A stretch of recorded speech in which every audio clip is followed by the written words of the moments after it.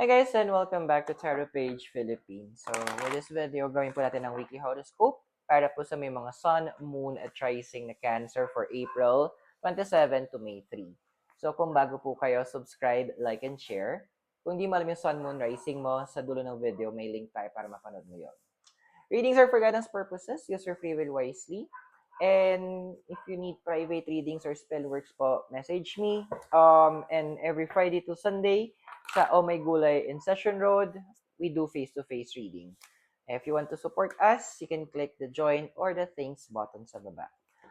Cancer, your cards are Serendipity, the Fates, Round and Round, Unfinished Symphony, Thinker, Between Worlds, and All That Glitters. And your deity, si Tita Venus at si Tito Jupiter. Tito. So this is a progressive reading. So from the date na binanggit natin, magkakaroon pa yung reading, yung effects ng reading na to until hanggang 4 to 6 weeks. So medyo hanggang 1.5 months, you will feel the effects of the reading. So ano bang in-expect natin, Cancer? So we have una, it's number 18, si Serendipity. Okay, please stop questioning kung tama pa ba yung ginagawa mo, nandun ka pa ba sa tamang location, nasa tamang lugar ka pa ba. Serendipity, in my personal description, means nandun ka you are the right place at the right time for the right person for the right situation. Ibig sabihin, perfect. Perfect. So, the card is actually advice, pinapaalala sa'yo. Andun kasi na you work hard. And then, di ba, parang work hard and nakikita ka ng progress eh. Pero ang nagiging fallback mo kasi, feeling mo, dahil wala kang nakikitang progress ngayon, nga, akala mo walang nangyayari. Keep in mind that kasi na hindi naman all the time we will see the progress on a visible level. Meron kasi tayong level na kung saan yung progress natin, doon siya nag-grow, on the invisible side. So yung mga hindi natin napapansin.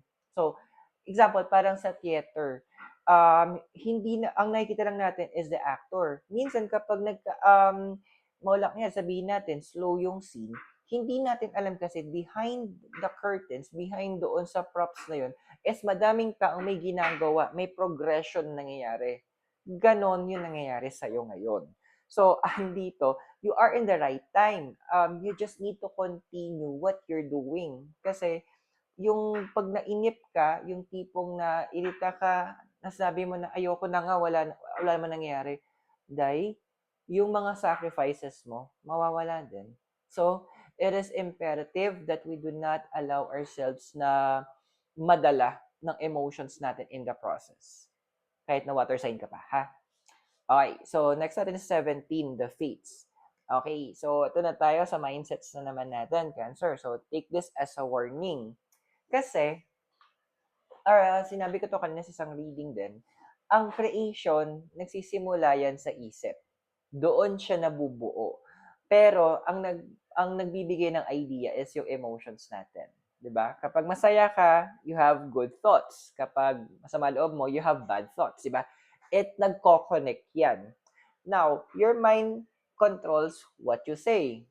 Andoon na, kaya ang sinabi din sa Bible out of the abundance of the heart, the mouth speaks. Kasi ito yung root Then, na-formulate siya sa mind, bibig natin nagsasabi.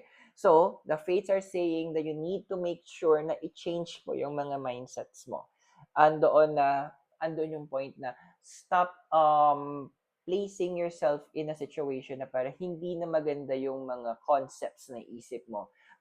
Take note na walang masama na isipin na nakikita natin na kasi pag ganting ginawa ko, baka ganito yung mangyari or yung mga negative things na mangyari.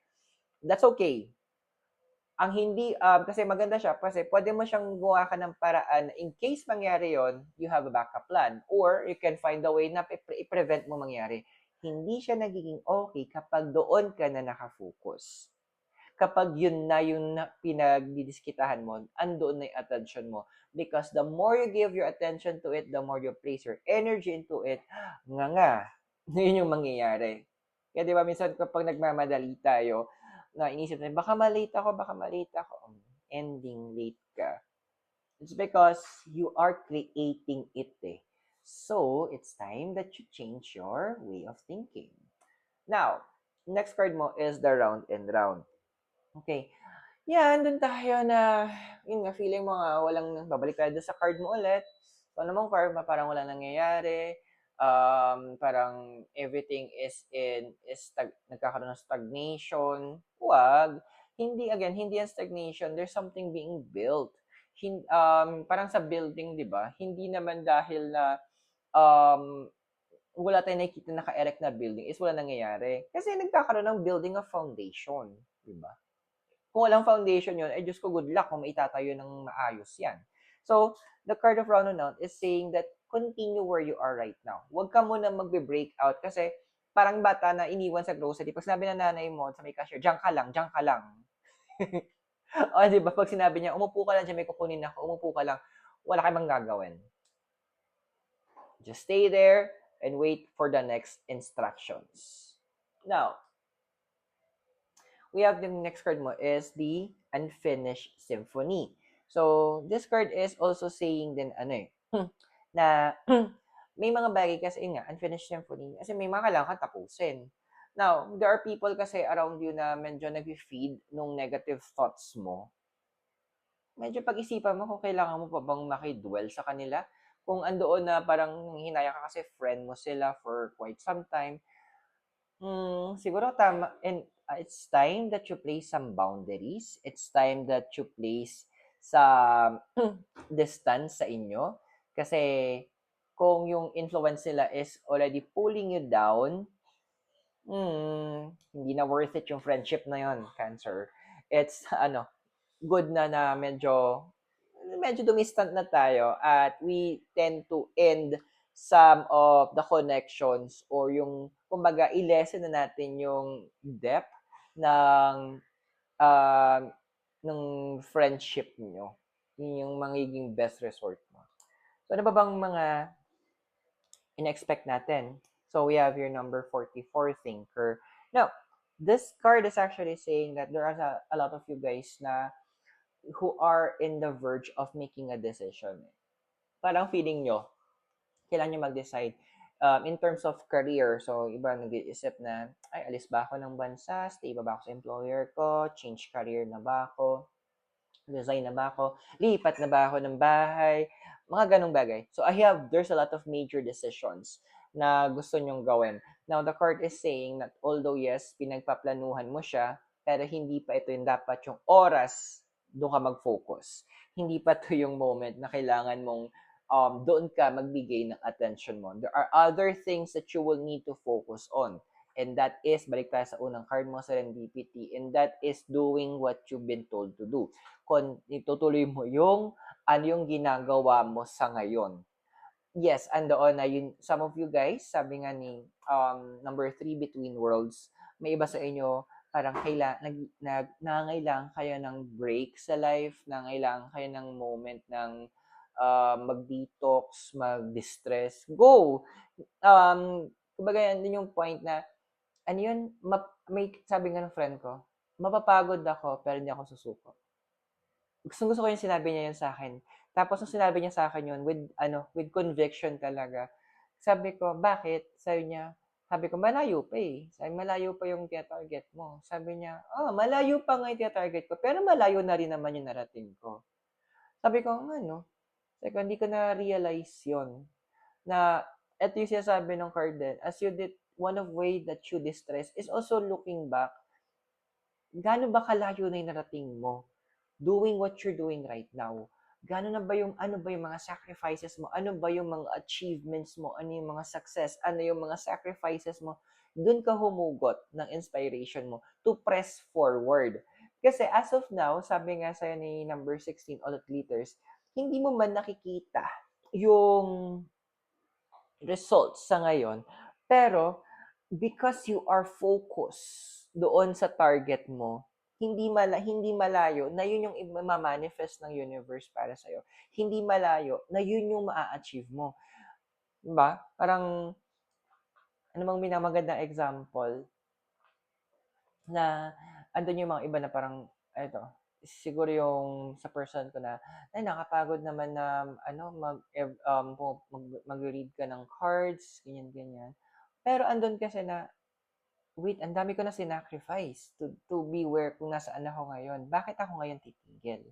And andoon nga, ang dami ko nang na-touch na life sa ginagawa ko. Ba't pa ako titigil?